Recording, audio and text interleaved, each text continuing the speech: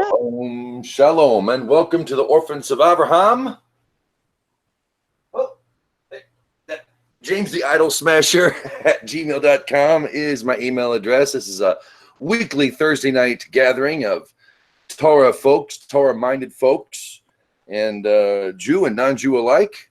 We do this every Thursday, and if you want to get in on the conversation, you're welcome to join our Facebook page. It's a closed page, so you got to ask, but join the Orphans of Avraham, and we'll get you in. Of course, you can find us on Hangouts, and there is an official Orphans of Avraham room that we keep open there, and then one for the Hangout each night.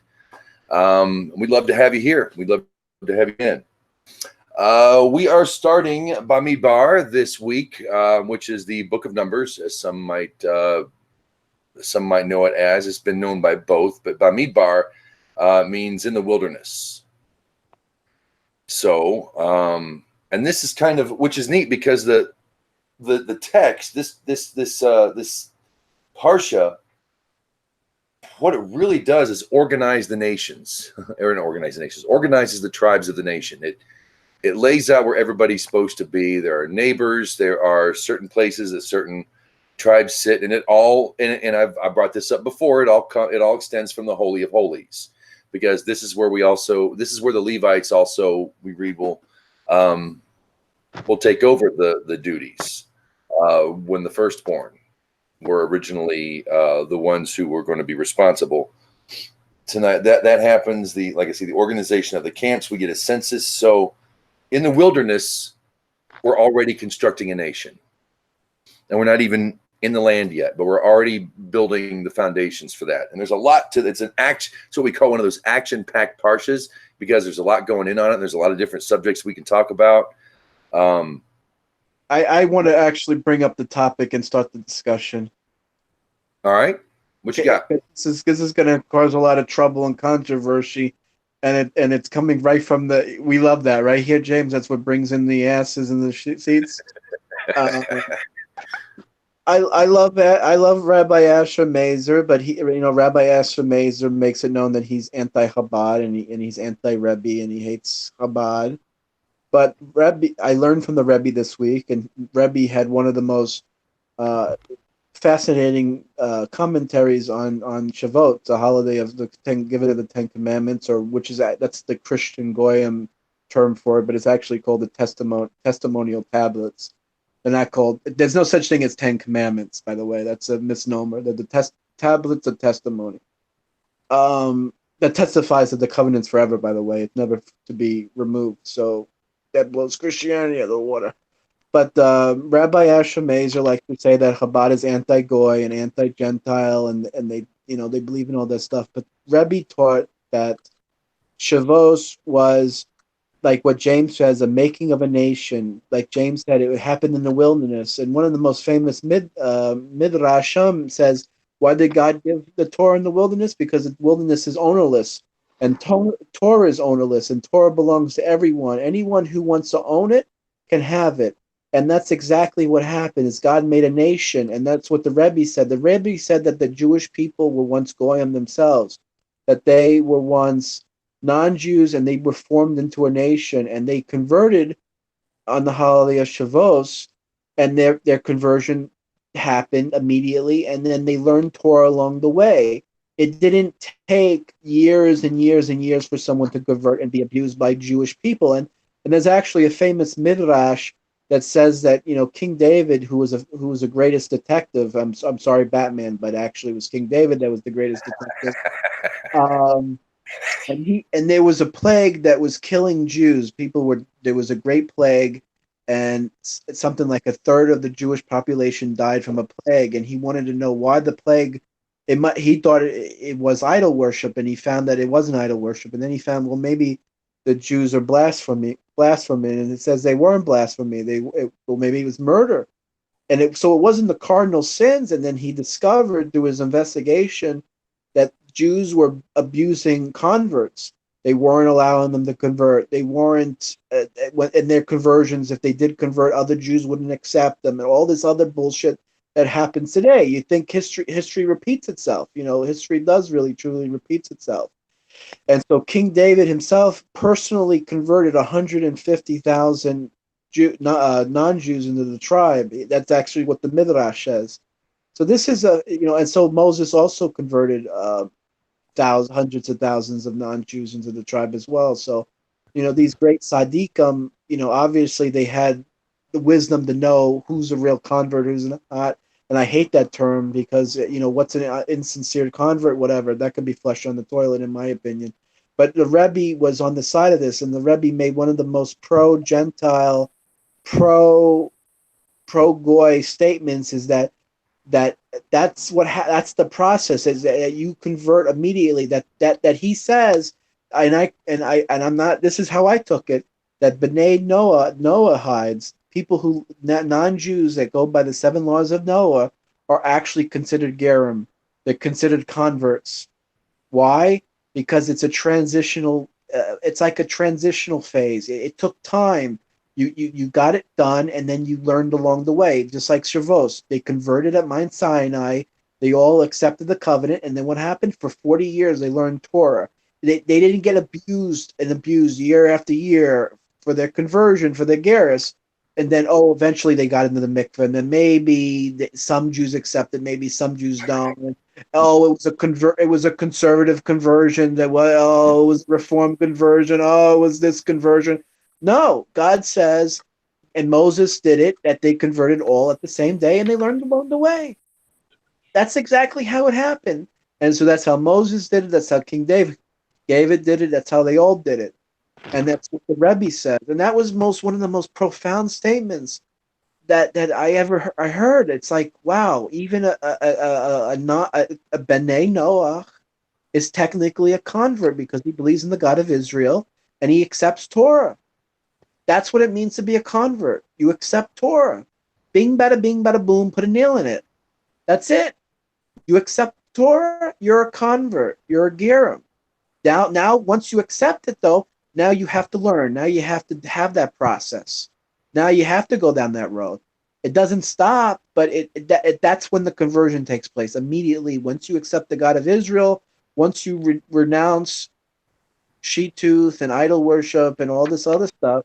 So that's where we're going to go tonight, James. I just blew a big hole in the whole thing. And welcome. It reminds me of Ruth. Ruth I think we could assume that she heard stories about the old country from her husband and her in-laws before they were killed, before they died. But yeah, she was, I'll go with you wherever I am. Ruth says to Naomi, your God is my God. You are my mother. I'm not leaving you. She was, your God is she said it. She wasn't even in Israel. She hadn't even met Israelites or Judeans. She had no clue, but she accepted first. And it was a humbling process that we get from her, wasn't it? She's gleaning, a stranger gleaning in the land, picking up little pieces of wheat, and it might have been humbling for her, but she stuck with it, and look what happened because of her. It was baby steps for her too. And humbling a little bit. It is a bit because, one of the things I learned coming into being a Noahide, and I was taught at the time by Rabbi Dov Yitzchak, who said that he was flat out. He said, "You're Ger Toshav. When Mashiach comes and we go home, you're coming with us, and you're not looking back. You're with us now." And he got a lot of flack for saying that. Okay, I'll just be straight up. Publicly, I'm saying this. Well, there's a lot of flack that went around after that. How can you say Ger Toshav? There's no Ger Toshav till Yovel. Okay. And they went on, and he stopped saying that, but that was his perspective, and that's what he was teaching us. You're one of us now. You're not Jewish, and it's going to be a long road and a long haul, and the way the world is today, there's no real rush, but you're one of us now. Don't look back. Don't go back where you were. That was his message to me. And it jives with a Rebbe.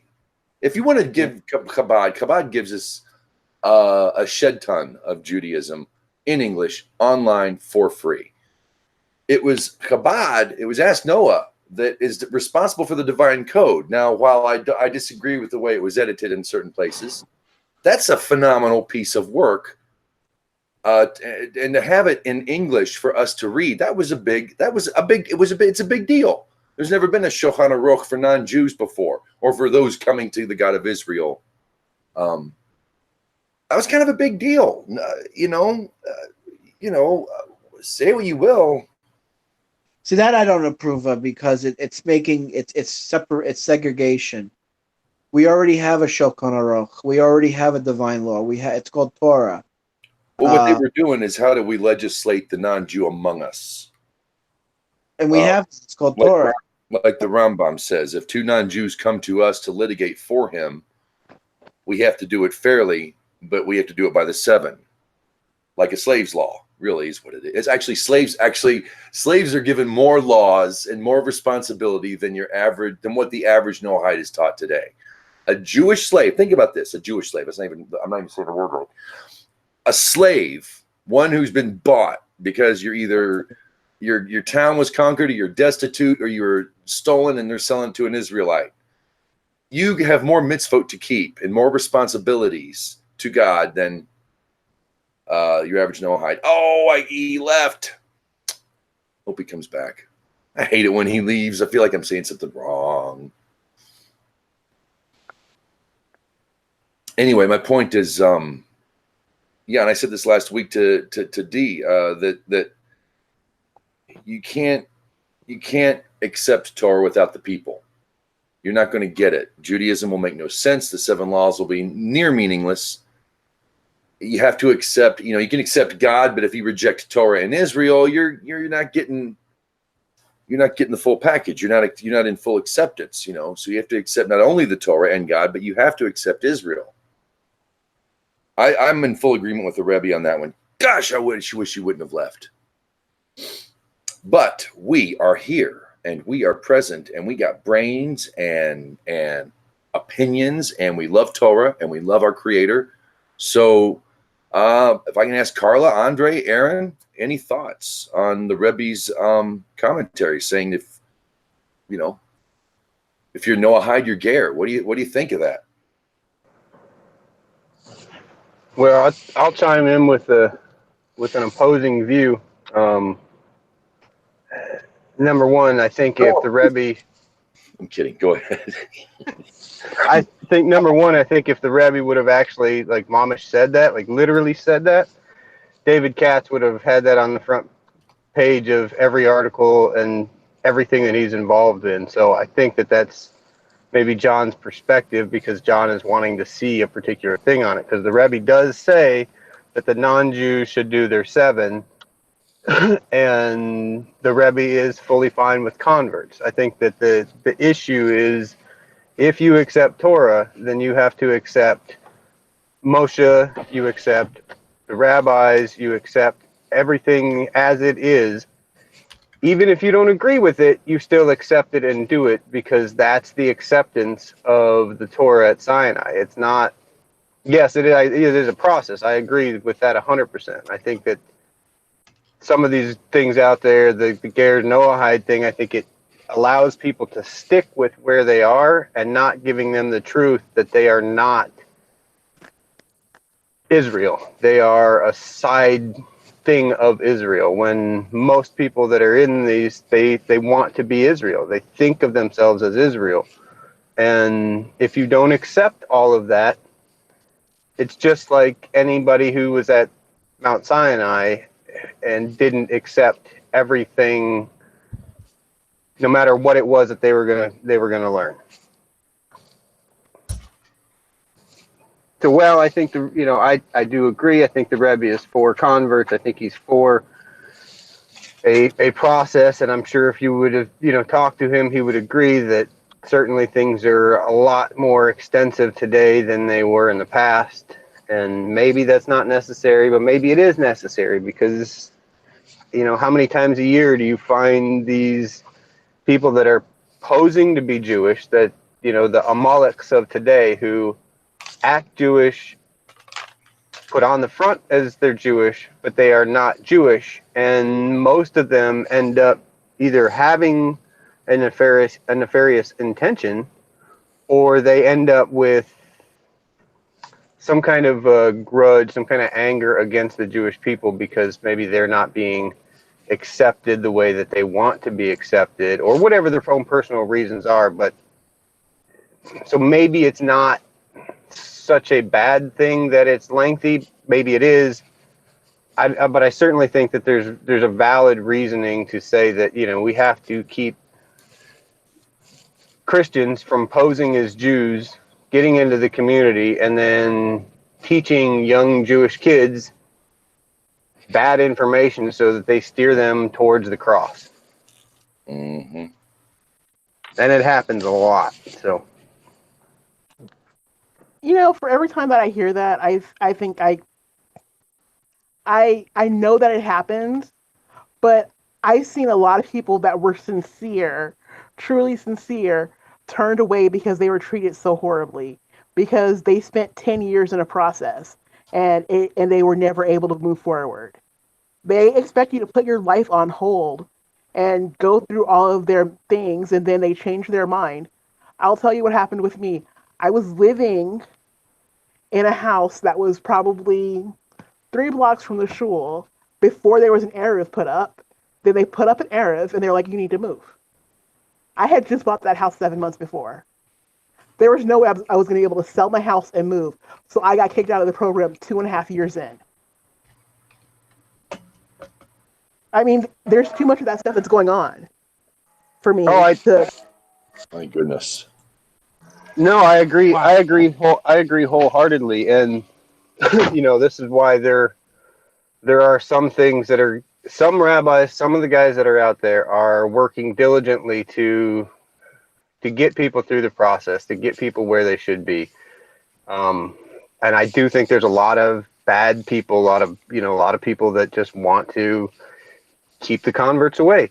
But I also think that sometimes people, because of our Christian backgrounds, we elevate somebody to a certain stature. So you go in, I've talked to many people that have had lengthy process, but they go in, they talk to this one rabbi, and they stick to him, and a year later, they're still getting this, and they just stick with that same place instead of going, you know what, screw this guy. This guy's an asshole.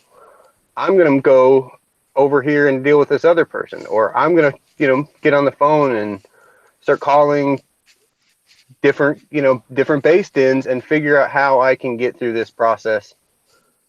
Because I also know people that have started the process and a year later were in the mikveh. I know quite a few people that have had that process as well. So, I mean, like, I don't know how it works in other parts of the country, but on the West Coast, there are 3 based-ins, well, 2 really, that will convert you. And if you're anywhere west of the Rockies, you're going to one of those 2. Unless you're Sephardic and you've got patrilineal line, there's a 3rd one. So it's not like I had a bunch of choices. I was living in a different state and I was traveling back and forth to Los Angeles.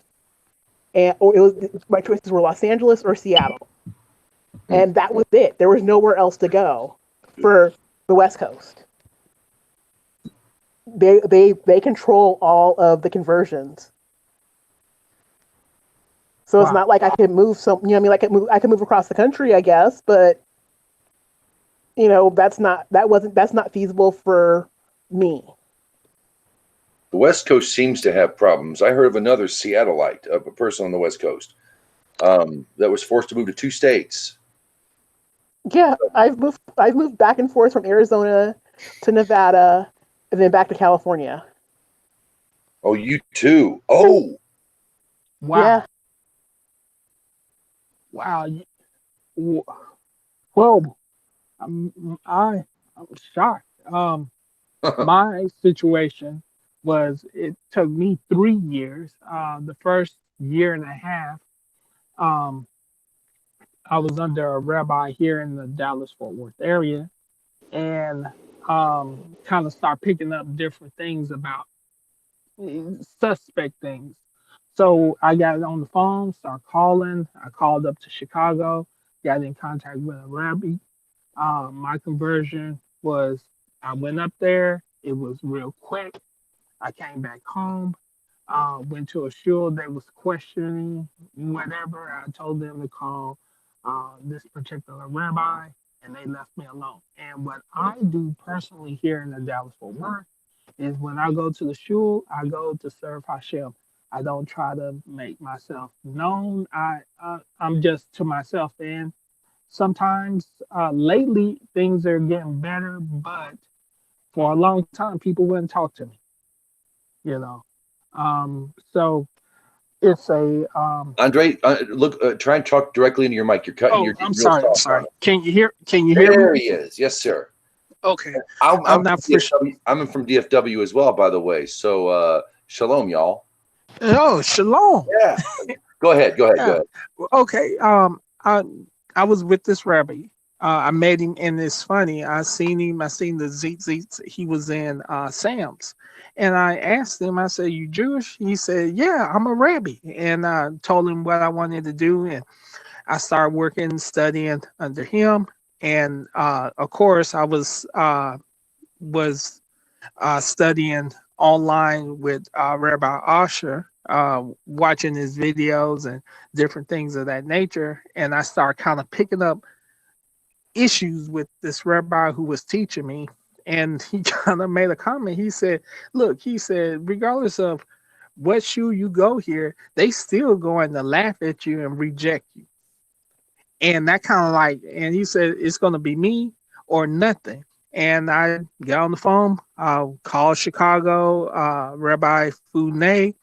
I went up there, I converted up there, came back home, went to the local shul here in the Dallas area. People was kind of funny, but I was accepted over a period of time. And I had in my mind I was not there for building relationships with people. If I did, that was the icing on the cake. Mm. But I was there for Hashem to serve him, and that was it. When and eventually people came around. Um, and still today, some places, I went up to Oklahoma City. I got stuck there, went to the shul there, and people was kind of looking at me kind of funny, but I get these looks because I'm African American, and it don't bother me. And I think individuals, regardless of, especially converts, they have to have a tough layer of skin. I mean, literally, because people will try you. One shul I went to in Kansas City, they were trying to get me to turn on the light in the hallway on the Shabbat. So And you were converting? well, I already converted, and I'm originally from Kansas. That Yes, is insane. yes, and it was They can't do it that. was one.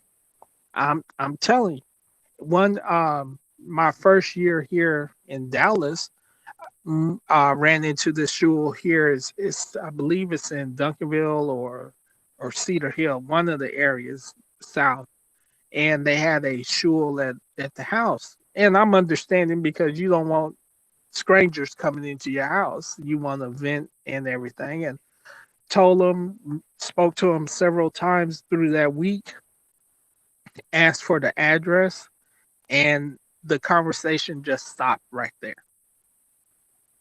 So it's I look at it as you joining this huge, massive club, and you have a pledging period of time. And given what we have seen in the news, I think it was in Chicago, the couple who joined a community, and they was masquerading as Jews. I don't know if you've seen that. I saw an article. Yes. Yeah, so you got all these things working against you. So it's crazy. So it's, I think, my opinion, it's this is the life I chose, good, bad, ugly, and this is how I'm gonna roll. You know, Mhm. at work, And mind you, I'm still at work, so that's how come I got my picture there. Gotcha. But people, when I start wearing my tzitzits and my yarmulke, the Jewish people that worked with me, they was hiding amongst the goyim, and then they would come behind me. It's like, oh, you Jewish? You go to what shul you go to? And I tell them, they're like, oh, really? Yeah, I grew up there. And I'm like, really? And one individual told me, please don't say shalom to me because I don't practice Judaism. Yeah. So it's one of them things. And That's a to shame. answer, I have not seen Rabbi Osher's video, but now you have got me curious. I have to see it. So after this conversation, definitely will be watching. Welcome back, John. Welcome back, Ross. Yay. Thank you. Hello. Shalom, my friend. So did we fix all the problems yet, or we're still working on it? No, I was passing around, the idea that, what do we make of this? Because if the Rebbe's saying that even the Noahides should be brought in as Israelites, basically giving them basically the Gerim. No, not basically. I think you said he called them Gerim. They should be accepted as Gerim. That really changes that. So when you brought that up, I was passing it around. What do you think? Carla was talking about the roller coaster ride. I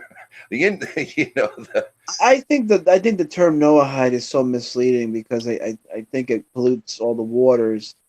I think Noahide should just be a term to use for a goy that has nothing to do with Judaism or Torah.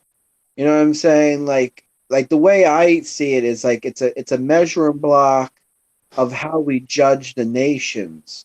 Like, where do they fall on the spectrum? Are they idol worshippers, or are they somewhat Noahides? You know what I'm saying? Like that's the way I look at it. Like, I don't think it should be like an identity. I don't think it should be like a label. I don't think it should be like a thing. I just think it should be like a measuring stick, right? Like a ruler of that. Does that make sense, James? How far along the story are you? Right, exactly. We weren't. There was no need. There was no Mishkan. There was no need for a Mishkan in the when they were coming out of Egypt, but there was a need for Shabbat first. First, you got to get this clear. This is the big day. He said some, and like you said, it was you were the fact and Ruth. When we talk about Ruth, you mentioned Shavuot, and then Ruth, she accepted first. And right. Then she went to Israel, and then she went through the, and you can see it's a process. What Andre was saying, it's like there's a pledge period. That's all it is. That's all it takes. Once you accept the God of Israel, you're an Israelite. That's what I took from that lesson that I learned from the Rebbe, is that once you accept that there's a God of Israel and that there's one God and that the God of Israel exists, that's it. You're a member of the covenant. You converted. You somehow transitioned. You're a Hebrew. Hebrew to go over. So you crossed over. That's it. Bing bada bing done. Now that you're over, now you have to study a little Torah. Yeah, you study a little Torah. That's it.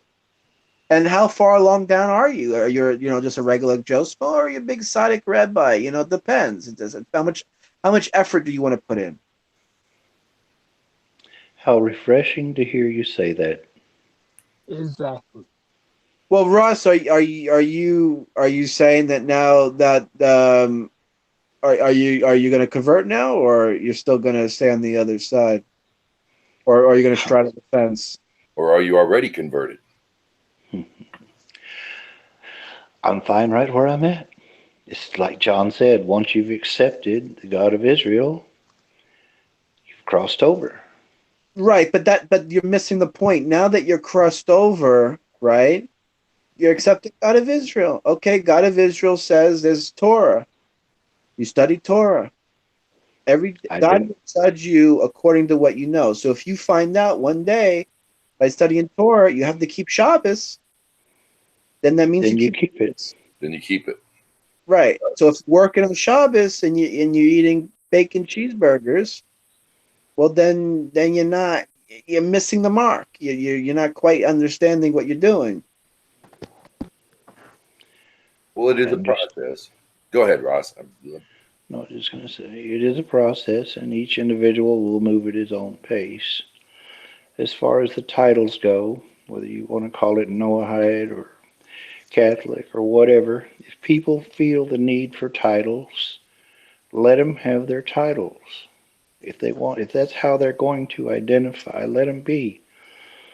Because we all know, those of us that came out of Christianity and others other religions, when we came out, it was traumatic, it was emotional, very mental. Every one of them, everyone goes through these struggles to various degrees. And it is not fair for those that are trying to come out to try and pin labels on them and throw all these stumbling blocks in their way. You let them progress out at their own rate, the same as we did. You catch enough hell from enough people trying to tell you which way to go, what to do, how to think, and how to be, and then you're like, what the hell did I get myself into? You nurture everyone along gently. If there And was a unified standard that everybody accepted, it'd be a heck of a lot easier. exactly. And that's the whole point. Everybody's trying to, you have to, you have to. Pretty soon you wonder, why the hell did I come out of this comfort zone? Nobody can agree. And you're right, there needs to be an agreement. And I think also, the problem. oh, Oh, go ahead. No. well, I'm sorry. Um, You're cool. I remember a couple of weeks ago, Rabbi Asher said that about the conversion process. And if I could do it over, I would have did this route. I would have went to Israel, found me a synagogue, a shul, and converted there, got my paperwork, and came back to the States.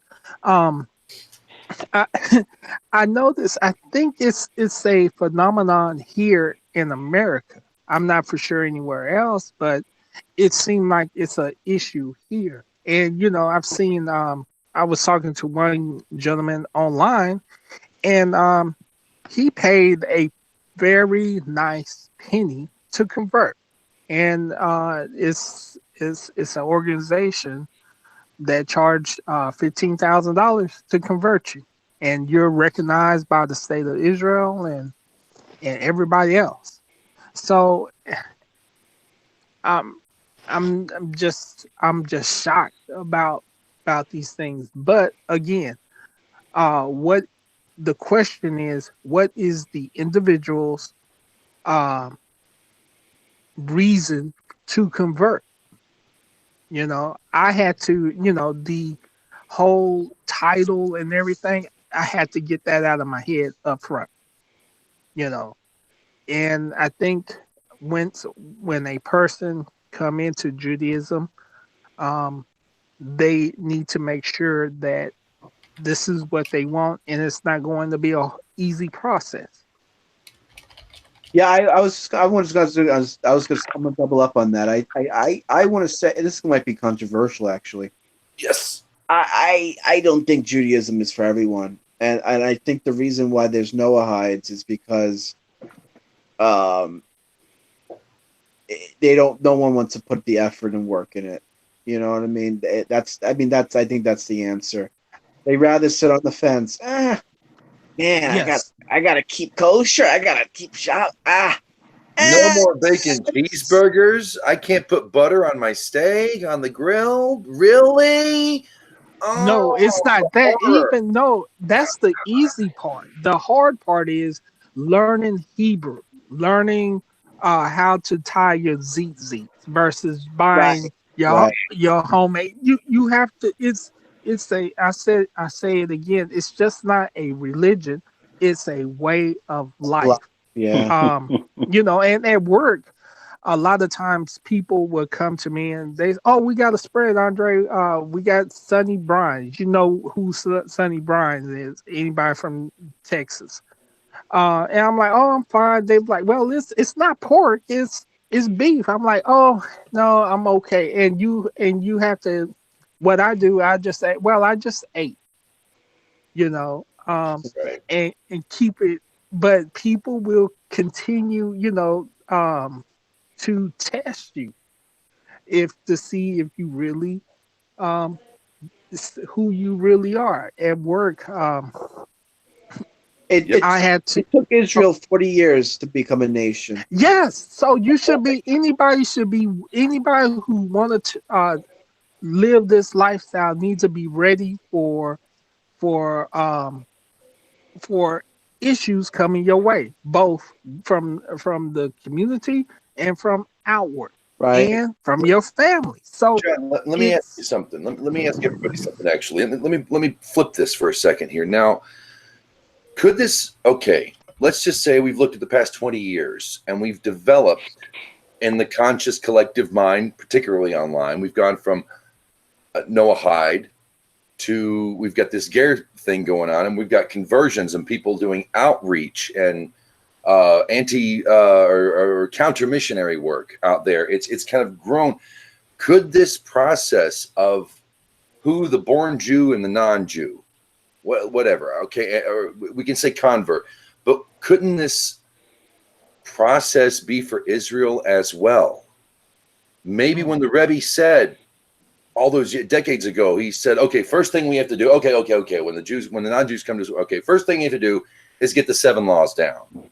Okay, he says that, and that was the basis. Now, some people run with it, and it's better than nothing. I'm not knocking it.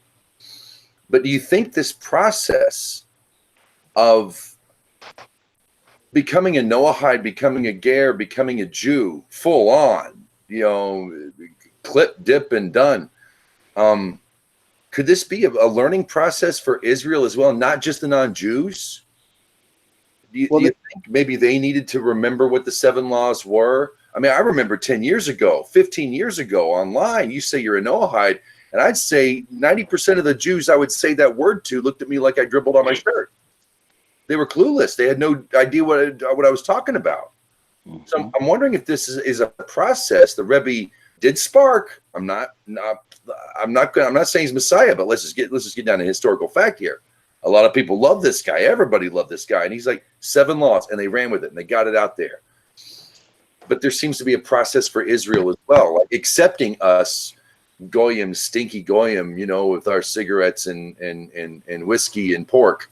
You know what I'm saying? Do you think it could be a learning process for the nation now, and especially in the modern day, as well as a learning process for the non-Jew population of Israel? Go ahead. Yes, absolutely. I mean, you have to make strides. You can't be stagnant. You have to keep going. That was the whole point of the 42 journeys in the wilderness. We're going to learn about this. Starting with Bamidbar, we're going to learn about how Israel encamped in 42 locations, and they learned different mitzvahs in these different locations, and each mitzvah took a different length of time. Like one time they camped for 1 year, and one time for 2 months, and maybe for 2 weeks, right? It changed because each mitzvah maybe takes a little longer than the other. But that's our, and the Bel Shem Tov who taught that each of us as human beings go through 42 different journeys in our life. So if you're not moving forward, you're moving backwards, as the old Goyish saying goes. So that's what I would say. I don't mind people calling themselves Noahides, but if you're still calling yourself Noahide after 10 years, James, I don't think you're serious. This particular Parsha, if any of you have read it, I'm not sure how many have or not and how familiar you are, But in this particular Parsha, it says that the high priest shall be the one that will cover the ark, and he may have assistants, but no one is to look at it when they do it. A certain group of the Levites are the ones that are responsible for carrying the altar. A certain group is responsible for carrying the menorah, and so on and so forth. A certain level of the Kohanim have responsibilities for handling various aspects, dismantling the altar, the showbread, so on and so forth, collecting up all of the various utensils, and they're to be done either by the Kohen or mostly all Kohens, and the Levites are the ones who carry. They're assigned the task of carrying. This is trying to show that the Kohen Gadol has a responsibility. Kohens have a responsibility. The Levites have a responsibility, but no man from Israel, none of the other tribes, had a hand in doing anything except following along. This is teaching us that every office, if you will, has a responsibility. Each office has a part to play. No one can do whatever was assigned to the Kohen Gadol is specifically for him. Each of the various Kohens had a specific duty to do, and so on. We all have a role to play, all of us, and nothing is any less important than the other. But it just teaches that as a unless we are a collective whole, and we're all operating in the designated office that we're scheduled to be in, it doesn't work. I have a question for But everybody. you have to join the military. I mean, I like to run with that. I like what Ross said, and I would add to that you would have to. You can't be a cheerleader. I think what is Noahides want to be is just cheerleaders for Torah. You got to get your feet wet. You got to jump in. You got to sign up. There's only so much, you could do. Okay, you want to wave the stars and bars, but are you fighting on the front line? You know what I'm saying? Go ahead, James. What were you going to say? Chapter 2 of Bamidbar this week. It sets up the camp. There are 4 formations: north, south, east, and west, all in regards to their position around the tabernacle there. Great segue, James. I was talking like what I want to ask is, okay, here's the thing. It's very specific whose family goes where.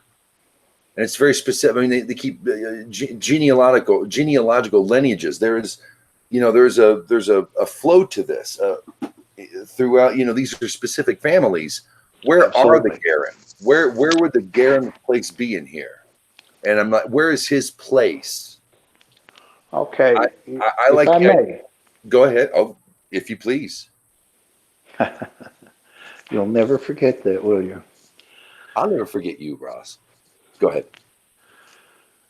The Gerim, again, I don't know how familiar with the material you are or are not, but if you look in the very first verse of this Parsha, Bamidbar, you have a timestamp.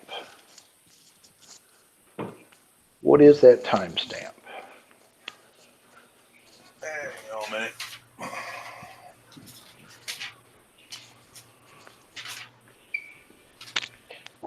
The first day of the second month of the second year after the Exodus from the land of Egypt.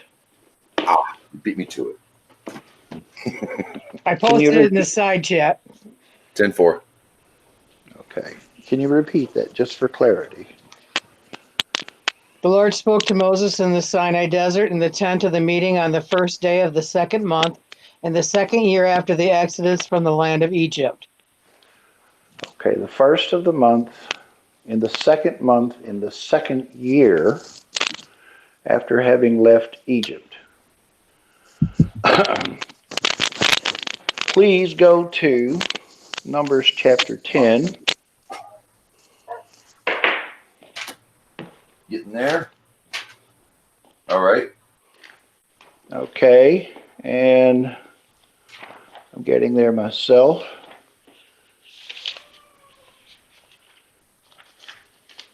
Yeah, Numbers chapter 10. I believe the timestamp in this particular Parsha is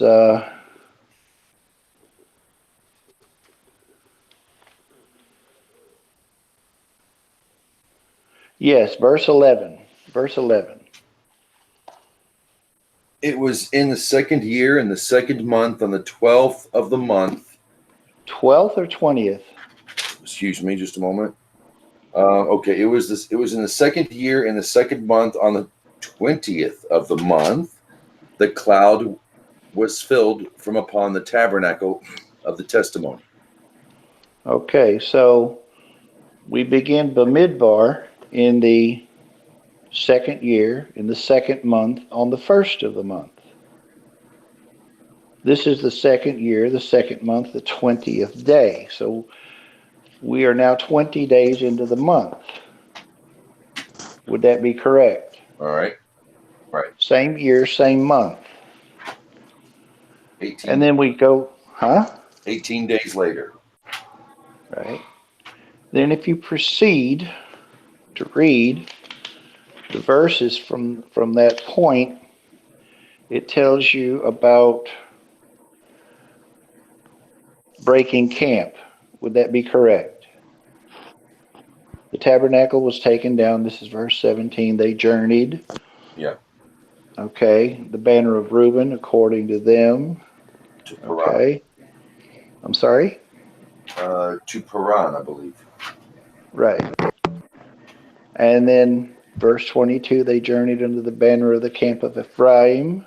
So each of these various tribes are breaking down and assembling under various banners. Would this be correct? Aye. Okay. Now, what happens in verse 29, please? Moses said to Hobab, son of Ruel, the Midianite, the father-in-law of Moses, we are journeying to the place of which Hashem has said, I shall give to you. Go with us, and we shall treat you well. For Hashem has spoken good for Israel, he said to Okay, stop. Okay. Ruel, Midianite, father-in-law of Moses, several monikers, correct? There's no doubt who we're talking about, correct? Yisro. Absolutely. What is the language? We are journeying to the place of which Hashem has said, I will give to you. Go with us, and we will treat you well. Why do we have this language of us and we?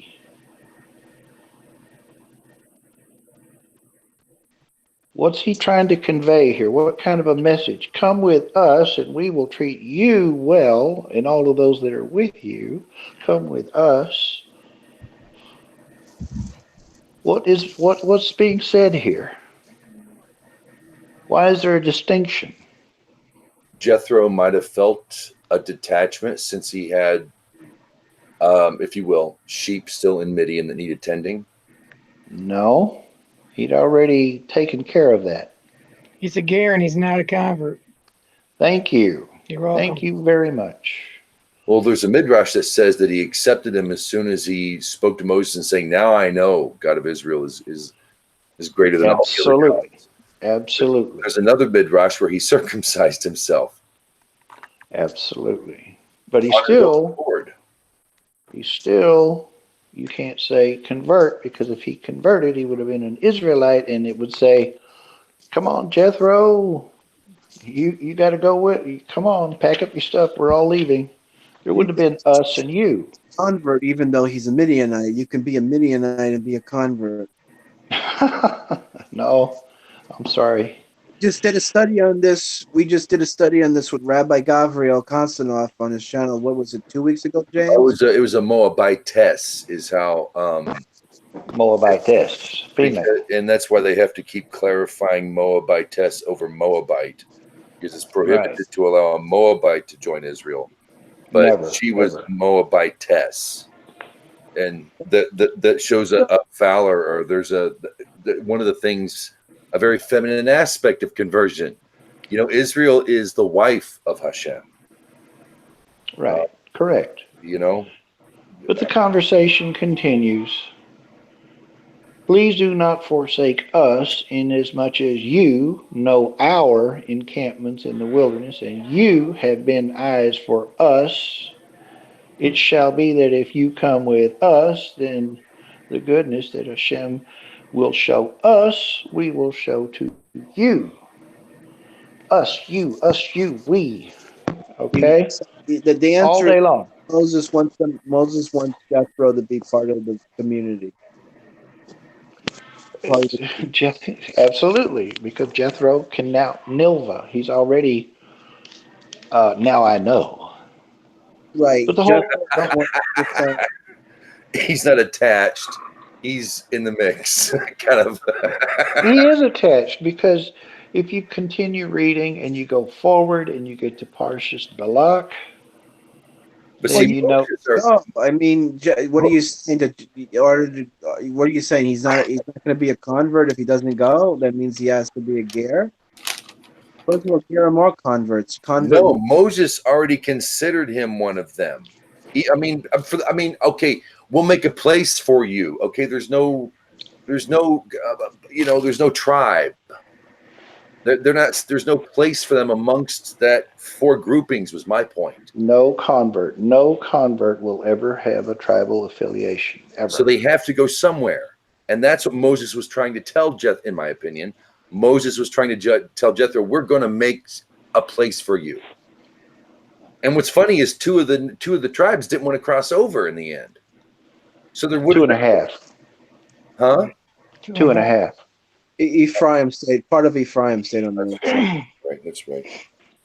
But you get my drift, right? I mean, Moses was telling Jethro, "We'll make a place for you. You're with us. You're in like Flynn." Even though he wasn't one of those north, south, east, and west four groupings or four groupings of three. He wasn't a part. But he had a place, and Moses was trying. That's what Moses was trying to convey. Whereas Jethro was like, but I don't. There seemed to be almost like a conversation about it. It wasn't instant. The translation I have kind of. Are you in the I'm Google? reading? No, I've got the New International Bible Society. But it says, but Moses said, "Please do not leave us. You know where we should camp in the wilderness, and you can be our eyes. If you come with us, we will share with you whatever good things the Lord gives us." So better Hebrew. We need Hebrew. So it's like pretty much. It's the same thing because Jethro was a judge. He helped Moses. But he knows the land and the layout of it, and the people. Well, sure, because I never thought of him as a judge. So he's more or less a scout. Okay, Jethro was a Midianite. Original Sanhedrin. Jethro was the original foundation of the Sanhedrin. I never thought of him as a judge. But he had that much respect. Well, yes, he was, because he suggested to Moses that he appoint the leaders. If Jethro is the leader, right? He's the original Sanhedrin. He's adjudicating Jewish law. He would have to be a Jew, because a non-Jew wouldn't be able to rule do it. So the admonition to set up courts of justice doesn't apply unless you're a Jew. Is that right? For other Jews, for a judge to rule over a Jew, it has to be a Jew judge. I didn't say that. Or a Sanhedrin full of converts.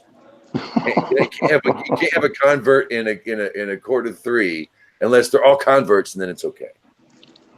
Okay. That's what they say. That was that was actually in I think that was in the This is basic Torah 101. This isn't like something we're new here. Okay, Anyway, so separation. I think no. There's a who was it? It was James Gosnell that brought this up years ago. We have to look at the difference between the stock of Jacob, or the children of Israel, and the congregation of Jacob, yes, the nation absolutely. of Israel. And the Rebbe's right. I think that's how I see it. Like the Rebbe sees it. If you're Naaman, you've done something. Something happened. How do we know? Because he had to ask. He had to ask Elisha. I have to go back to my king. I vowed. You can't break a vow. You can't break an oath. I serve this man. He's the leader of our people. I have to go back. He worships idols. What do I do? He already had his own first dilemma. He had already changed. And the same thing with Jethro. Spot on. Although there's evidence that he knew of God's superiority beforehand. I don't want to get into that. And Ruth on the other one. It was just, I don't know where I'm going with this. Somebody say.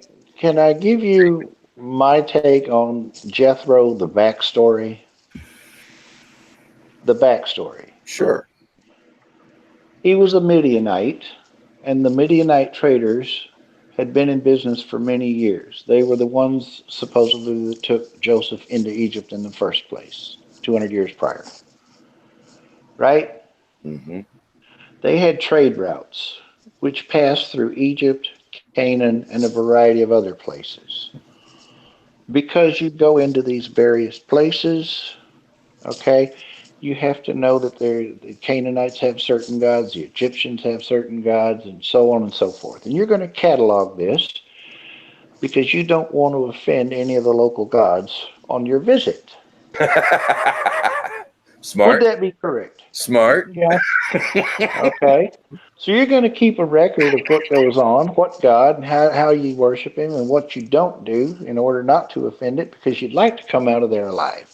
Well, he did that successfully for most of his life. He reached the age of 50, and then he wound up becoming an advisor to Pharaoh.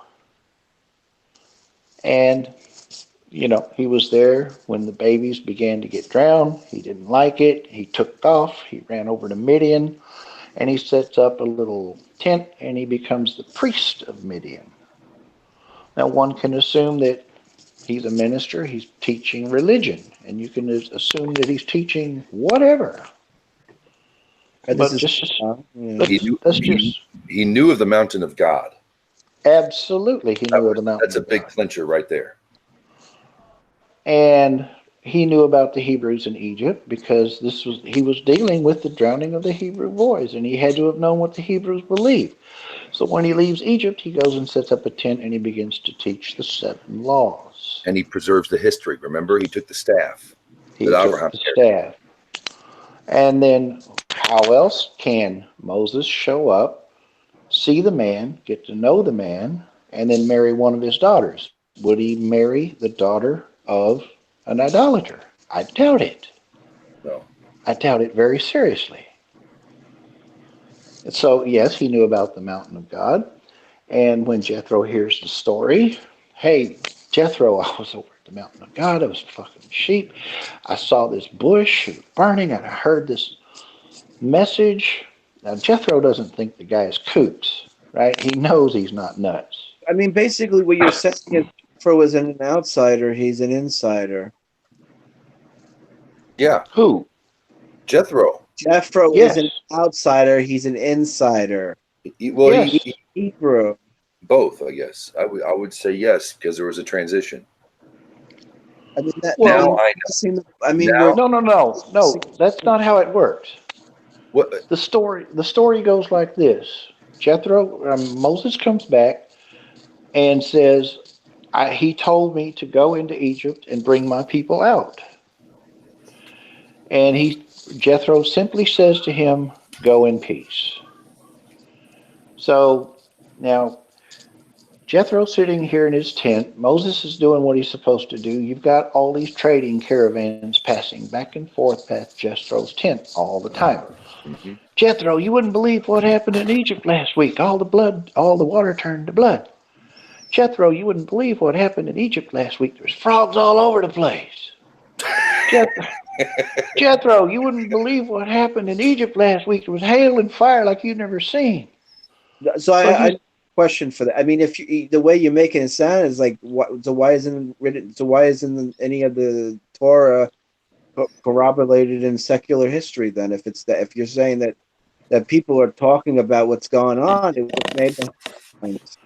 There are secular writings that do support it. There's an Egyptian writing that mentions pretty much verbatim the events that did happen. I don't know the name of the text, but someone smarter than me may remember the text. It's one of the But stelas. I'm sorry? It's one of the stelas, and it's held in a Moroccan museum.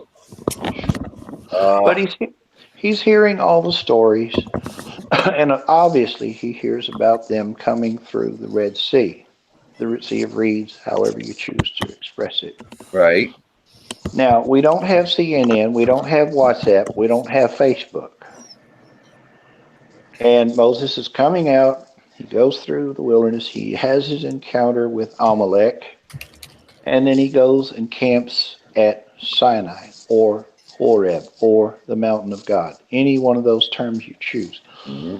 But Jethro knew before Moses ever left, because Moses had said, once I bring them out, I'm supposed to come back to this mountain. How else do you explain Jethro just grabbing up the wife and kids and taking off and heading for Sinai? How would he know where to meet them? How would he know exactly where to go? Because he was already told what was supposed to be the case. And now, when he gets there and he sees Moses and he sees the people, the first thing he says, now I know now that God I know. is great. Amen. From that moment on, he was in like Flynn. All the elders that came to meet him. Well, if he ever had a shadow of a doubt, it disappeared right there.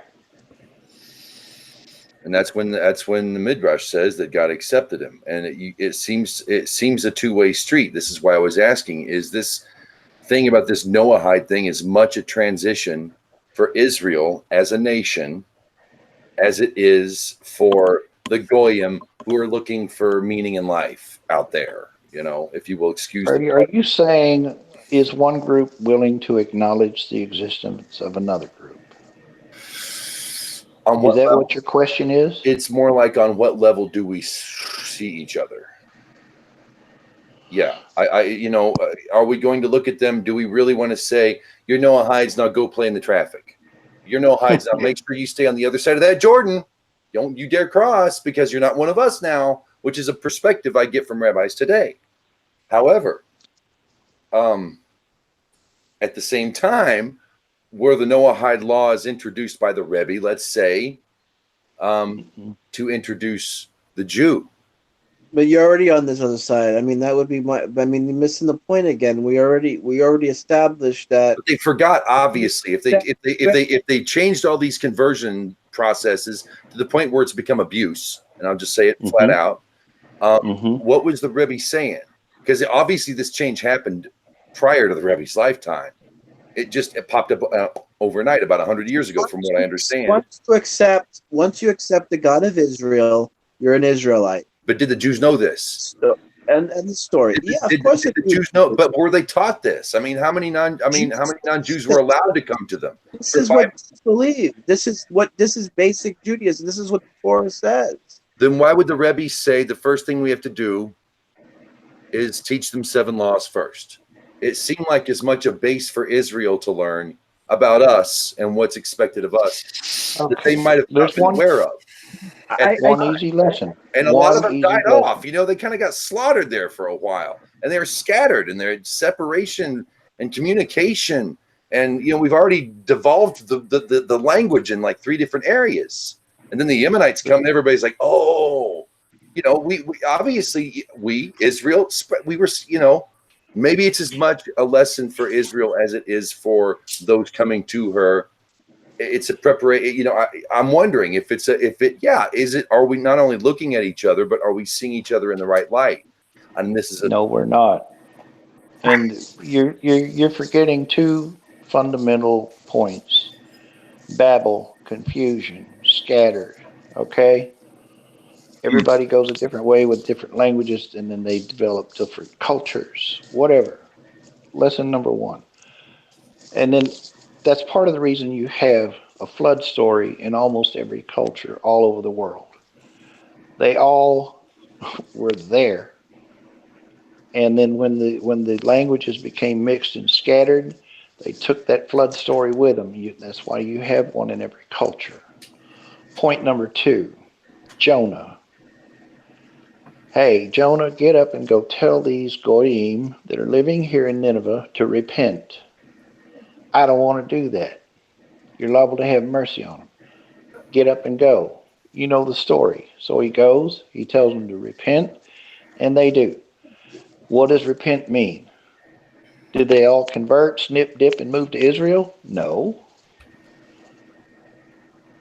They repented. Yohanan, the whale of the Lord. Is it known that the people of Nineveh were non-Jews? Yes, read the story. I don't know if that's why that's Called him funny. Goyim, right? Yeah, I think he actually called him Goyim, right? Mm-hmm. Yep. No, I don't think. Are they really non-Jews? Yep. Read it. No. But they were like Sodom. They were going sour. They had fallen into idolatry, and that's what he was going to tell them. Get rid of the idolatry, repent, come back to Hashem. They did it. They set up altars. They made offerings, and then Jonah built a sukkah and sat there for 7 days to see what would become of Nineveh. Look, let's be honest. Israel's not ready, and that's at no fault. I'm not saying that as a fault. Israel as a whole is not ready. No, the time of the awakening. We're getting ready. Yes. But you know, we got to get ready too.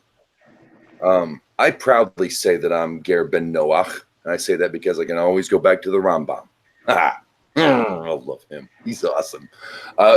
You know that I say that, and I say Ger flat out. One, it's biblical, and two, I didn't get Torah until about 4 years ago, when I broke down and said Israel are going to have to be my people, warts and all, politics aside, Zion or whatever the whatever the conspiracy theory, moonbat, foil hat, wearing, Zionism was. I had to just put that behind and say Israel are my people. And it wasn't until I got it, after 20 years of study, 15 years of study, that's what it meant. That I wasn't Jewish. I knew I wasn't Jewish, and I didn't care.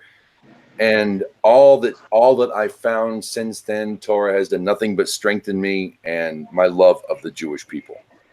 You won't get God unless you get his people. You have to accept his spouse too. Is it like you're saying your people as if that you're not included? I mean, why are you saying it that way? Aren't you? Because they don't all see me that way, and I don't fault them for it. But now we're just getting into this circle jerk here. But no, where do I stand amongst these four encampments, these four sections of encampment? Where's my place? I don't get, even when you're a convert, your children don't even get a place in Israel for 3 generations. So where do we stand? There's got to be a place for us. I say it's the skin. I like the idea of being a bouncer. I love the idea of being a bouncer for Israel.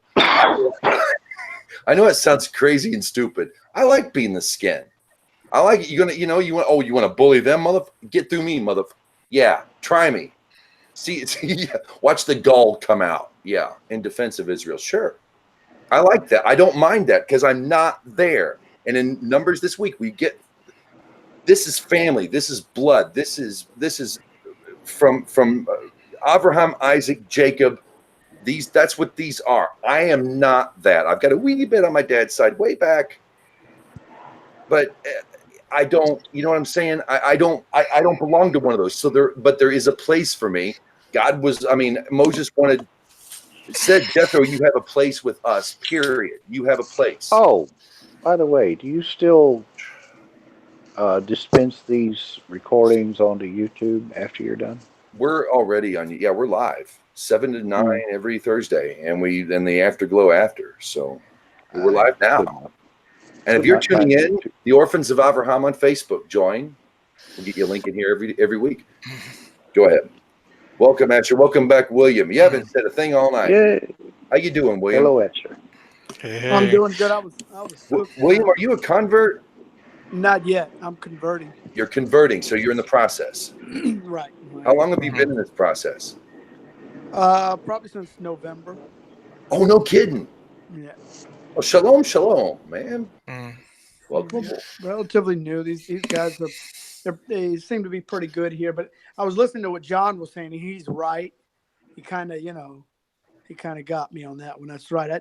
I need to be a little more serious than I am. I mean, I'm not a. My goal isn't to be a Noahide, but I'm kind of acting like one here because I'm not taking it as serious as I should. I think that's the whole point of the plagues. I don't think Judaism for everyone. I mean, we jump into it and we think it's a great idea. Yeah, I love God of Israel. I want to be Israel. And, you're like, okay, I'm in for it. And then, you learn along the way, oh, man, I can't eat bacon cheeseburgers no more. You know what I mean? It's just like, okay, maybe it's not for you. Maybe you don't stay in the encampment. That's why the 42 journeys, it says in the 42 journeys that there was a plague on each of the journeys and people died. What does that mean? Because people couldn't hack it. Some people wanted to move on, do something else. Let me chime in on this a little bit. I've been listening to what What's you guys up? have been saying. All right. First of all, we have to kind of keep Torah intact here. And when we argue Torah or discuss Torah, we have to, make sure not to mess with the Torah's integrity in terms of, even throwing the idea Noahide or a place for a Noahide. The term Noahide doesn't even exist. With the notion of a Ger Toshav doesn't exist pre-Sinai. Jethro, if he was anything, he was entering the covenant. He was as much as part of the heir of Rav, because I'm sure there were other Midianites, in that group of the mixed multitude, and that mixed multitude ceased to exist because Avraham at least according to the text, Avraham did call himself a ger and a toshav, and oh well, in that case, like God calls Israelites gerim on His land. There you go. So it's a descriptive term. It's not an adjective. Like it's not what it's become nowadays.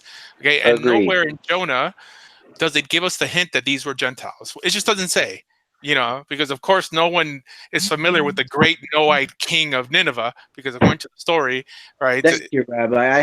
That was ridiculous saying that they were goyim. That's right.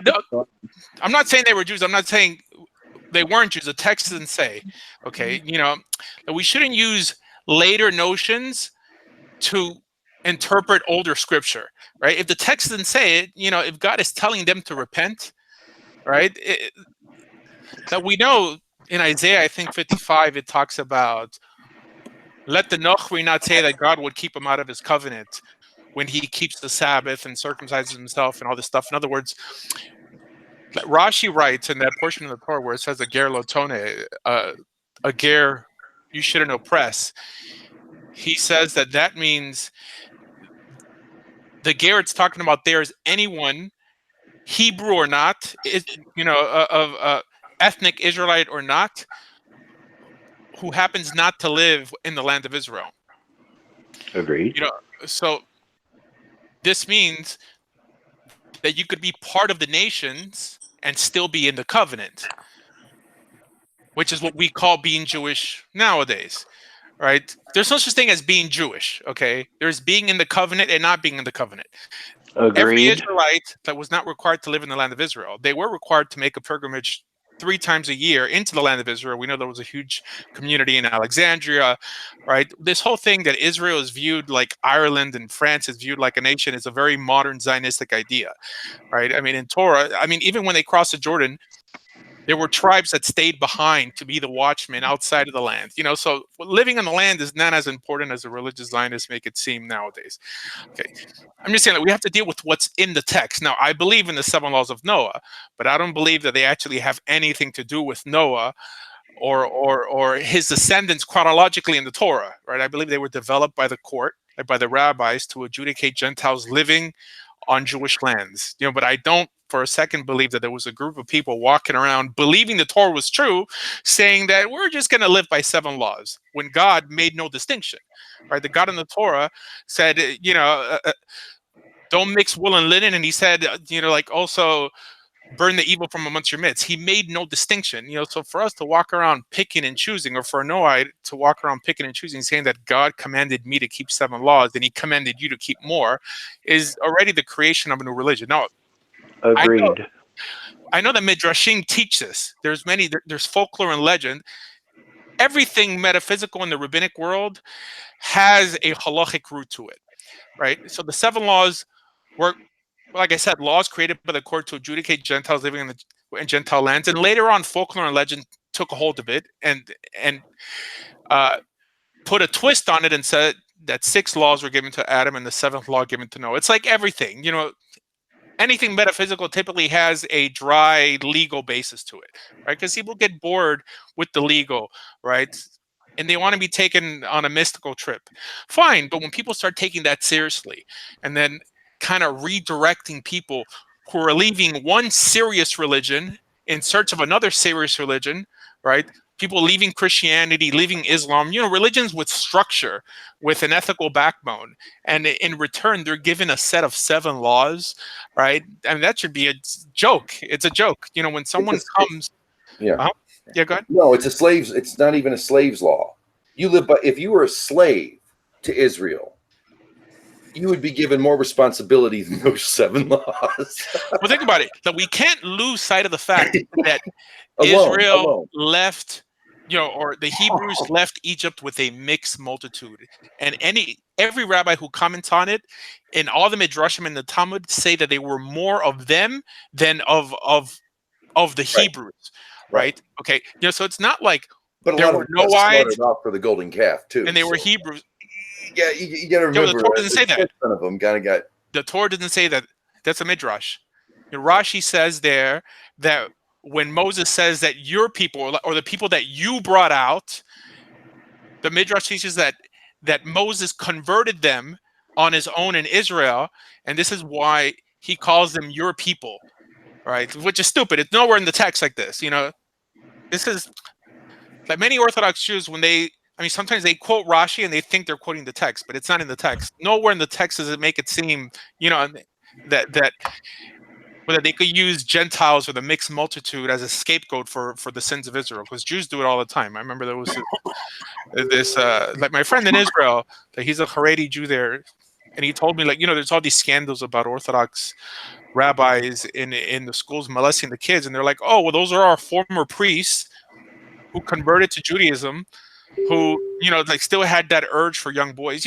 They're always using other people as scapegoats instead of taking, because they have this notion that there are no enemies from within, right? But anyways, as long as there's a mixed multitude in the text, there can't be a notion of Gentile amongst the people of God, right? If you're walking with God, you're about to be Israel or about to leave Israel. But a ger toshav with someone who happened to find themselves in the midst of the land, Canaanites, who didn't want to convert, and didn't want to worship idols at the same time, But if they don't take, doesn't halakha say if this ger who's among you, this toshav, now I won't say ger yet, but let's say this guy who's with you doesn't take a slave that you capture, doesn't take a vow to keep the 7 laws for his sake, he's sold or gotten rid of, or they'll do whatever with him. He's not going to be a part of.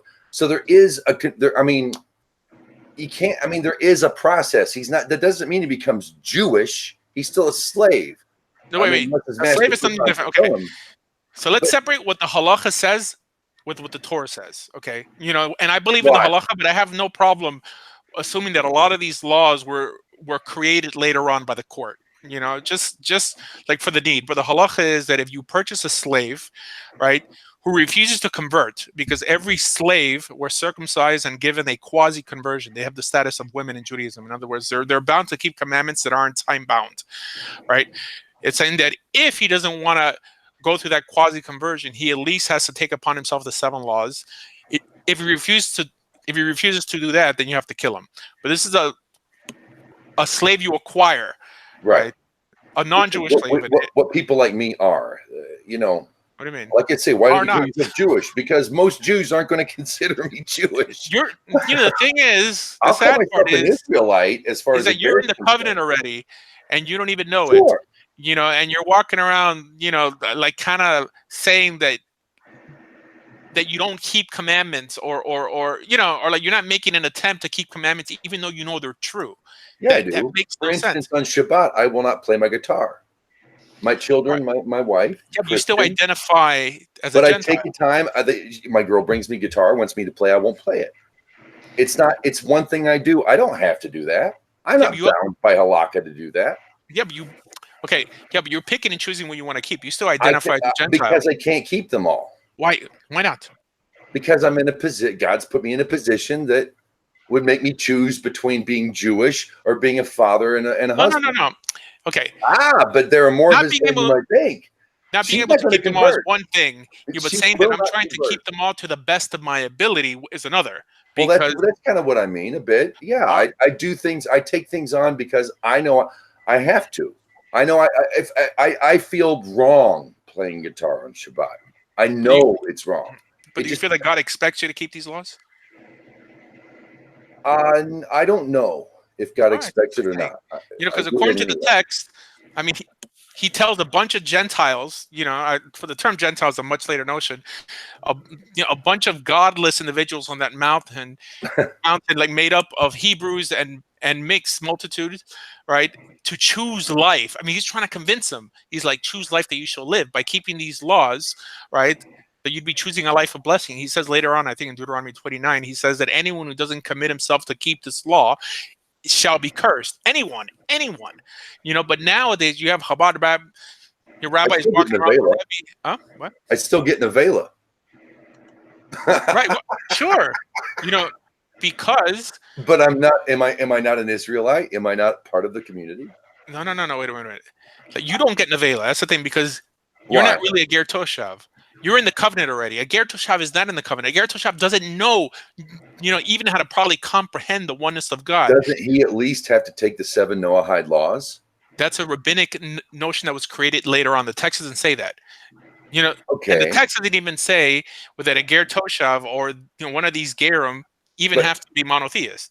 But an authority source does say that it does say give it to the Ger, sell it to the Nochri. So there's a Ger and there's a Nochri. Both are handy. But I get Nevela. A dog. Huh?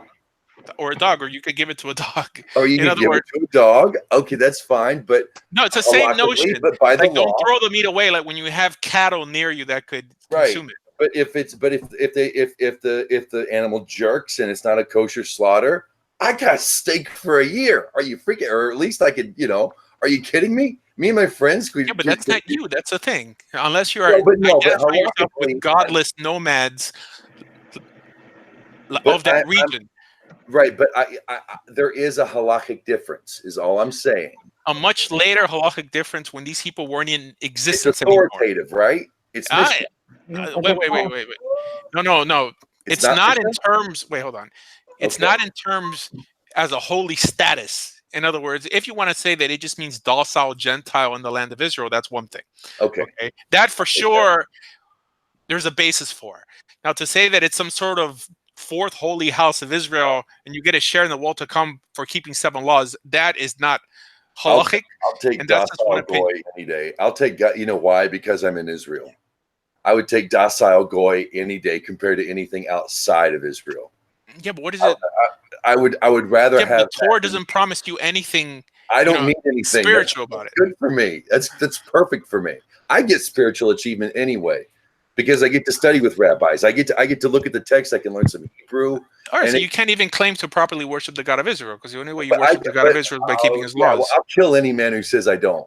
Oh, well, you see, and there's resentment too, so you have all the patterns. If you're going to pick on the Jews, you're going to have to go through me. And I might not be Jewish, but you ain't getting to them before you get to me. It sounds like you're a proud second-class citizen, but you don't have to be because you're not, really. I'm not born into the covenant. You don't have to be born into the covenant. You're already in the covenant. I'm in as a ger. Not as a ger. There's no such thing as a ger covenant.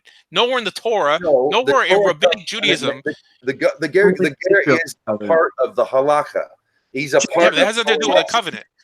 James, you missed the whole point of my whole spiel that I gave in the beginning of the hangout. What you completely missed the point. I thought you were speaking from Israel's standpoint, that we accept them as one of us.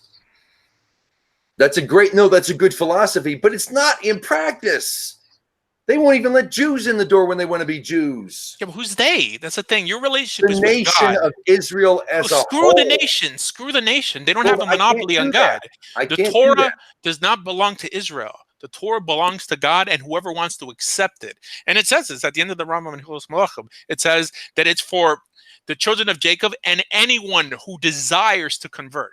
Well, You know, I'm not a child of Jacob. Yeah, but you desire to convert. That's okay.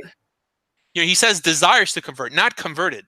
In other words, he understood that there probably would be a time where Jews would be stupid enough to, to lock their doors and keep people from coming in when every Jew is fighting to get out. It's too bad I'm stupid enough to believe I married the love of my life. No, you don't have to leave your wife. That's where God, honestly, that's where God almost takes an equal seat in my life. She's not going to convert, and she's got my babies. All right. So you don't have to divorce what am her. I supposed to? No, I am not going to be held to the choice of being an Israelite or being a goyim or a half-ass. I will not take the status of half-ass. And you and any other Jew out there can kiss my hairy white ass. Hold on one second. I am not. No, I am not a second-class human being because I cannot. Because God set me up as a Christian. No, I am not less of a man. I'm not less of an Israelite. Wait, hold on. You're still viewing it with rabbinic lenses. According to the Torah, who says whether you have to divorce her? I can't eat kosher in a kitchen that she's not going to eat kosher. Not according to the Torah. Oh, that's a rabbinic prohibition. What about the community? What's the point of converting without a community? Seriously. There's no. I'm not having Jewish babies. Hold on one second. According to the Torah, there's no requirement to live in a Jewish community when you convert. Forget about rabbinic Judaism. I'm a rabbinic Jew, but try to keep Torah in its purest form if you can't keep it in its rabbinic form. I frankly don't think anybody knows Torah in its purest form nowadays. But just pick up the 5 books. It's right there. They're all equal to me. Everybody. It's got to be that way until we can agree on something, and we don't agree. We agree that there's a Torah, but we can't even agree on what it says or what's important. Or I think, I got maybe 20 years left, lucky, on this planet. I am not going to squabble over being Jewish to something my wife, who will not be Jewish. She's not there yet. She's not going to be. My kids are going to be influenced by our Christian relatives for the rest of their life. Doesn't I'm matter. not cutting them off from their family. They're going to go to dead dude on a stick. I can't stop that. Forget about being Jewish. Just identify with a covenant that's in the Torah. That's it. But that comes with the people too. Not necessarily. Not necessarily. Give up this rainbow covenant. I'm going to speak for Pride Month because it's Pride Month this month. Let me cute for a little bit. Give the rainbow. Give up the rainbow for the real covenant, the Star of David with the blue stripes. Give it up for that, James. Do it for me, brother. Go big or go home. Go for the real deal. I don't know what I'm supposed to put on my hat there because it's a Noahide hat. See the rainbow on where Mario is, where the M is. I don't know what to put on there yet. I'm looking for that. Oh, that fits in for Pride Month. Yeah, but you don't need the symbol. That's the thing. I mean, I'm trying to make a way, for you guys. It's a shame that the rabbis, with all their barriers that they've put up, they're actually responsible for less people keeping Torah on this planet than if they ever existed. If think about it, they've made things worse and not better. And I'm a rabbinic Jew, okay? Because for them to say that a Gentile should be proud to be a Gentile and not at least accept Torah, how the Hebrews and the mixed multitude accepted Torah in Exodus is unbecoming of someone who claims to worship the God of Israel. Okay. You have people like James who identify as a servant of God and is still being told to break the Sabbath. He's still being told that he's a Gentile. You're not a Gentile. You're not a Gentile. I haven't been snipped and dunked.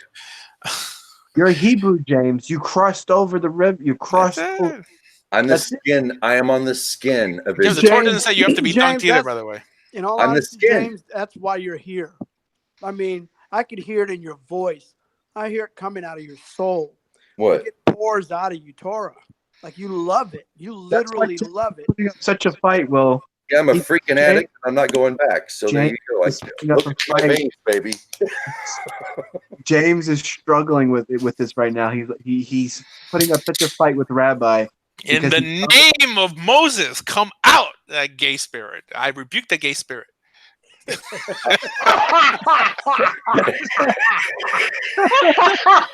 I hear it there. It's kind of like if you're like in a house of worship and there's someone who owes you money that you just are you're like prophesying in front of the whole congregation. Come out, gay spirit. You want to dress like a woman? You want to wear makeup? Huh? Not in this house of God. You want to prance around in like in ladies' panties when no one's looking around? Huh? My name is Larry David, and I feel comfortable in women's underwear. Go on you. Yeah, I think it's pretty safe to say, Rabbi, that there's only one covenant that actually matters, and that's the actual covenant God made with Israel, and it's the holiday of Shavuot, which is what this coming up Sunday, right? This coming Sunday, and so I wish everyone a wonderful holiday, and I hope that James and even Wade here. Wade is another one who's I can't blame Karaites. I can't blame Karaites because a Karaite is someone who a year ago was in James' position and said, "F you, rabbis. You know what? I'm gonna hold on to this covenant. Just like the text says, and I'm not gonna keep you from, I'm not gonna allow you to keep me from keeping Torah." I never actually said "F you, rabbis." Well, I don't know. I'm starting to say that. I'm starting to say after rabbis. I'm starting to get fed up with it too. I can understand it. I will say the age of the rabbis is about over, if it's not already. Wait. You guys, at 10 o'clock, I'm starting a new hangout with tonight. All right. So you guys could just I'm going to post a link, not here, but in the chats, in the hangouts and on my Facebook page. And it's late night Torah with Rabbi Asher, 10 o'clock Eastern Standard. We'll do an hour. You don't want me over tonight. I'm in a foul mood. I'm not. No. Keep it interesting. Don't make me talk for an hour. You guys make it interesting. John, what am I James. Gonna say? I'm trying to convince people to join the covenant. They telling me no. What am I supposed to do? No, the covenant makes room for people in transition, and that's where I'm at, and I'm fine with it. There's no. Unless you tell me you're for more. I'm here every week for a damn reason. I'm not saying there isn't a focal point that we overhead the albatross makes motionless across the. It's about you're under the sea and you strive for the light. Evolution. I am all for John Yochanan, who's the whale, the instrument of God, and I've got a deep thing on that every time we talk about Jonah, John. Look.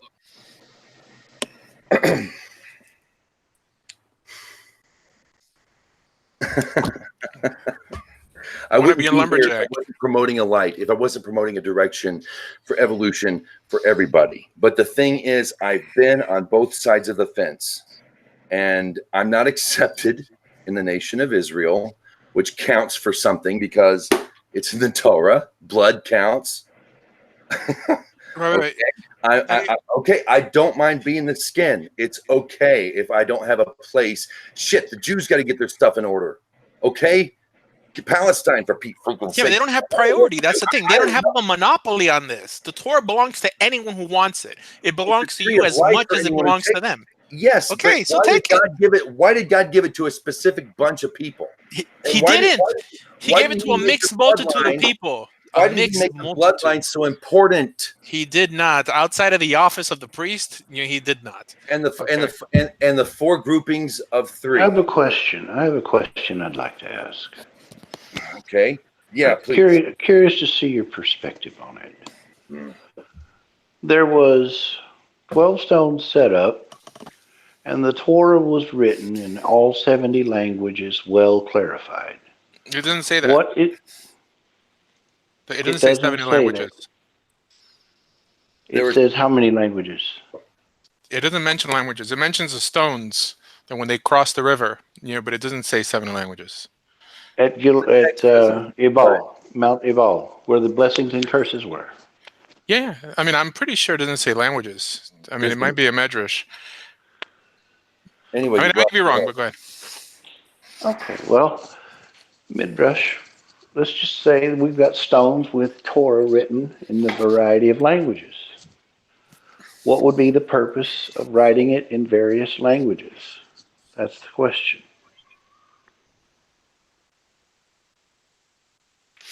Well, I think it's a medrash, so I don't think it, but we don't even have to go there. I don't think if someone reads the Torah straight through without rabbinical commentary, where they would come to some notion that this Torah is only for Hebrews, right? The mixed multitude were absorbed in. They would. Huh? If they read it well enough, there's always an other. There's an other in almost every Parsha. But the mixed multitude, it like destroys that case. There's a mixed multitude of people who walked out. I mean, some even say that Caleb is part of that mixed multitude. Joseph may have a piece of it, right? It doesn't. Blood doesn't matter. And then 40 years later, as they're crossing over into the Jordan, Moses makes a distinct point. This is for people who. This is for us, and those who are with us, and those who are not yet with us. Fine. But why should those? There has to be a lifeline for people on far end of the world, and if that's 7 laws and if that's Noahide, that's is great. That not Ephraim and Manasseh? But if we don't direct them to Israel herself, and where does Israel reside? In Jerusalem. If our focal point, that's where we lose it. The Noahide wants to put a dividing line between that light and the rest of the world. I take the perspective, the Ger perspective, that the closer you get to Israel, the closer you become to Israel. Once you accept it, you're at least on the skin and protected. As far as what Moses seems to be saying to Jethro, we'll find a place for you. You'll be one of us. Things will go well for you. So he's obviously saying you're in like Flynn, baby. Even though he's not, even though it's a you and us and them and my people and your people and blah, blah, blah, you're still in like Flynn. You're not set up around the tabernacle as the way it's prescribed here in Bamidbar. But we'll find a freaking place for you. Well, you know what? We don't know where people like me go right now, and I'm happy with that. I'm blessed enough that I can. Yeah, but you're cutting a piece of the story out. That when Jethro joined the mixed multitude was still there. That when he said us, like he was talking about a faith community, to use a Christian term, the Ummah, a community of believers, right? If that's like if blood meant anything, then Amalek, that would also be in the covenant, and Edom would be in the covenant because they're also descendants of Isaac, the son of the covenant. Blood ultimately means nothing. It's what you believe and how you behave, right? So it's not that Jethro is the image of the Noahide. No, like he was just as equally worthless and equally special as everyone else in that group, right? It all boils down to that notion that Joshua said, that whoever's for God, follow me.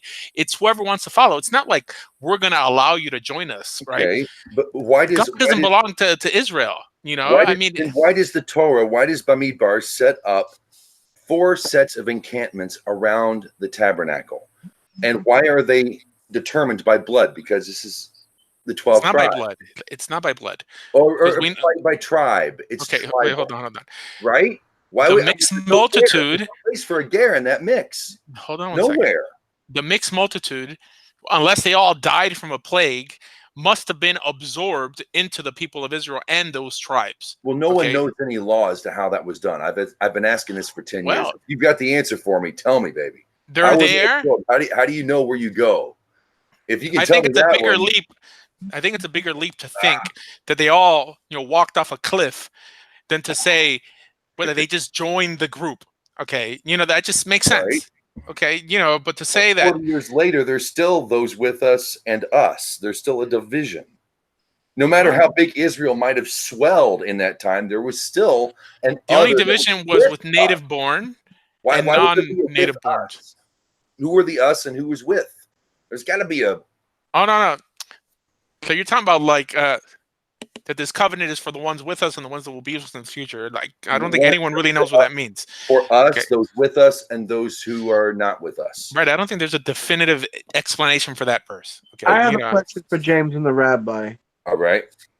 Why are we trying to follow the way they did it in that era, 3,000 years ago? Why don't we try to figure out our encampment in the year 2019? Look, it's still based on the Torah, all right? I mean, that's what defines us as a religion, so we just can't say like we're going to do it our way, like the Frank Sinatra of Torah. I'm just saying, with the Torah, to keep the integrity, intact, right? That we have to base ourselves on it. And then if we see the rabbis not doing their part, we got to push them aside. And you know what? Tell them that you don't own Torah. The Torah belongs to everyone equally, including halakha. They're not the halakha is just as much the property of anyone who accepts Torah on Mount Sinai, whether he's accepted in the Jewish community or not, than it is some guy in some ultra Orthodox community in Muncie, right? But it's a pipe dream to think that we're going to have 12 encampments of 12 tribes again, surrounded by a Mishkan. You live in an alternate universe if you think that's going to happen. No. We're given this vision for a reason, and these people are named by birthright. They gave it for a reason. God gave it to them for a reason. He didn't give it to us. We're in different generations. There's no ger. I can't find the ger anywhere here in this little setup that God gives us in the Torah. Because they didn't. Maybe I'm just thinking out loud. I don't know all the answers. They didn't need that back then. They didn't need that system set up that way. Now we have to do the system now, the way it is now. Now we're where are we who cannot convert for whatever reasons? Dee was in here last week and she said, look, I can't go into certain places because these are where my children go, but am I supposed to not go to their wedding? Yes. You're serious. And I'm like, why would you stress over something? Why should you stress over something like that? If Naaman can help his king, you can go see your daughter graduate where there's a Jesus dead guy on a stick. So like you're picking and choosing, in one instance, like you're agreeing with my purest approach to this. What's good for her? Do we say take all 613 laws and fuck your family? Wait, hold really? On. Because that's what it comes down to. In the end, why? That's a rabbinic law. It's a rabbinic law. What rabbinic law nowadays, right? No. Wait, hold on one second. Well, the rabbinic laws aren't included in the 613. I would agree with that. Most of Judaism is just rabbinical nonsense anyway nowadays. Right. I'm not saying it's always nonsensical, but we have to make a distinction between Torah law and rabbinic law. And it seems like the whole argument tonight is not based on Torah law, but there are objections to what's considered rabbinic law today. Okay, we have to acknowledge that. Anything written in I'm not objecting to rabbinic law at all. It actually, I've built a lot of my James, you've life been beaten by the rabbis for so many years that you're eating their second-class citizenship. It's time to join up and become a man, James. A second-class citizen of Israel makes me a king among men, baby. All right. I'd be yeah. All right, guys, listen. Yeah, I have to step out quick here, but to set up for my class. But I would be honored, if all you guys could, kind of move this party over to my crib, and it's going to start at 10 o'clock, and there's going to be a link on the Google Hangouts, not here, but on the the groups. It's always open there. Yeah. And it'll be in the Orpans of Avraham. Orpans of Avraham. You can get links there too. Would a filthy convert like me be able to join in? Yeah, as long as you're wearing the proper underwear. All right, guys. Okay, bye. Bye. Okay, we're gonna be wrapping things up here in about 15 minutes, but we can get a lot of it in. Folks, I haven't talked to a lot tonight. We haven't had given a chance on the mic. Rosalie, who's back out of Facebook jail after 30 days. Yay! Hello, Rosalie! Yay! Yeah, to be gagged. Wade hadn't had much to say. William, I would love to hear from you. Aaron as well. Any thoughts that you would like to leave for posterity, the good folks of the world who've lasted this long in the video? Go ahead. John, Carly, Rosalie. I stand. I've been preaching in the choir all night. Well, actually, I haven't been preaching in the choir. I've been rejecting everything, but No, your perspective is perfect. What the Rebbe said was perfect, but it's a process. We are in the midst of a social process that might take generations. The fact is, what you do, what you promote, John, that I appreciate, love, and cling to, is that you are the one who's providing the light, the fulcrum, where the focus needs to be. We're in the wilderness. We're confused. We're looking around. We're getting to know this new terrain. But there's always this lighthouse, a beacon, homing signal that we know where we're going. And while I don't believe in stagnation, The lighthouse is Torah. You push the light, because the more Torah, the better, and the closer you get, the better.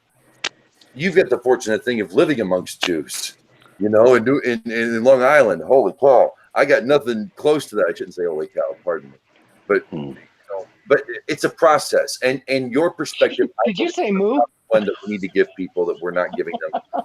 I'll shut up and somebody talk. I'm happy and ranting, and Baruch Hashem, God is good. Somebody talk, please. I'll just say really quickly, I have to go. I've got to get up in the morning. I'd love to stay, but I have to say good night here. Glad you were here, Ross. Missed you to pieces. Miss you too. Ross, I love you. And I might see you in August, God willing. We'll see how things go. We'll see how it goes. Rosalie, you got my number, baby. Yeah, I know. You're not in Ross Bearden jail. You're right, I'm not. Okay, Shabbat Shalom. Shabbat Shalom. Good night, all. Bye. I think my closing statement is, because I want to rock and roll with the rabbi tonight. I'm in a foul mood. I'm not doing this. I just want to say closing statements is that once you accept the God of Israel as your, to use a Christian's phrase, your Lord and Savior, because that's really where it comes from. I mean, that's what it says in the Torah, that God is our Lord and He saves us. I mean, the Christians took it. I mean, the Christians take everything, right? But it is what it is. Once you accept, Hashem as your Lord and Savior, that's the trend. That's the that's just the beginning of the wonderful train ride we got going on. Wade is on the train. We have Aaron on the train. We have Rosalie on the train. We have Carla on the train. We have James, and the man with many names, Walsh, William, Yoel. We got, whatever he chooses to go by today. And we're all on that train, right? We just got on, right? And now the train's going, right? Now we're like, we're on the journey. So, maybe some of us get off before others. Maybe we don't all get to go to the end of the line. Maybe we don't all cross the Jordan. But hey, you know what? At least we got on the train. You know what I mean? At least we took that leap of faith and said, you know what? We're going to follow Torah. We're going to go with what God says, and not what JC says, and not what Mohammed says, and what Bob says, or Joey says, or Tony. We're going to go to Hashem. And you know what? That's a beautiful thing in itself, James. And I'm not going to fault you. I'm breaking your balls tonight, calling you a second-class boy. And it's all in just fun. It's all in good humor. And we can do that because we're friends. And you know what? If I don't see you on the other side of the river, Jordan River, James, that's all good. I'll build a bridge. It's what it is. Huh? I'll build a bridge. You'll build the bridge. Is that all right? Well, can I build the bridge? That's fine with me, as long as Trump doesn't bomb it or put a tariff on it. So that's my final statement, is that we're all on the train together. God bless, and have a good night. And good Yom Tov. And we have the holiday coming up. So good Yom Tov, Chag Sameach, and Shabbat. Peace train, holy roller, everyone on the peace train. Good day. Have a nice day. You gotta get us some. Okay, I had to do it. I'm sorry, dude. It came over me. No, it's good. We should have like an opening theme music. But on the peace train. Any closing statements? William, Wade, Aaron, Carla, milady. I think John pretty much said it all. Yeah, hopefully we'll see each one of us on the other side of that river. Carry on. Amen. Hey, that's Go ahead. I just think, you know, so you sound like I did. I was trying to figure out who I am and trying to judge myself by others about the way they do things, or you know, the way the Jews look at me or this person looks at me. And I think the biggest part is that, you know what, you need to get over that.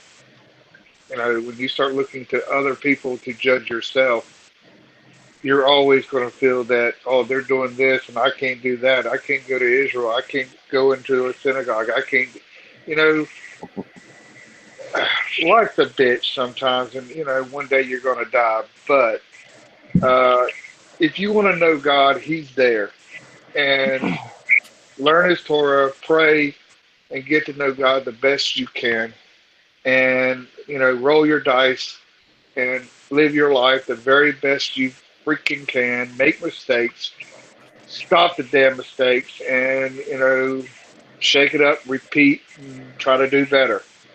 And that's what my life is. You know, it's not by what someone says, it's by what Torah says. And I'm trying to do my very best to learn that and live my life by that. And if some rabbi or somebody doesn't like it, well, you know, Fuck them if they can't take a joke. exactly. So that's it, man. You know, who cares? So move on with life.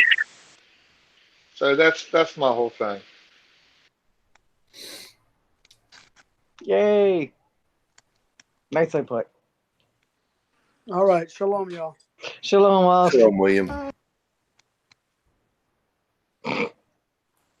All right. Was I a little too strong?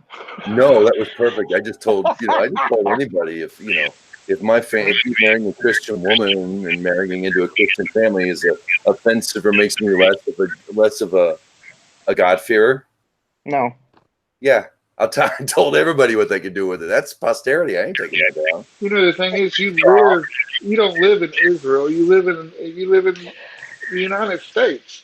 That's I mean, right. really, you know, it's. I am a free man. Yeah, you're living on the outside, the outskirt. You know what I mean? You know what? I don't mind it. For me, people like me, because we learn, we study, we care enough to ask questions and dare to defy when our soul is on the line. Right.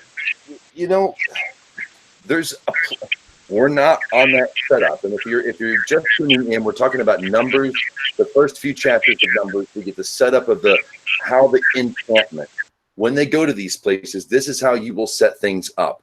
And it's set up by nationality, flat out.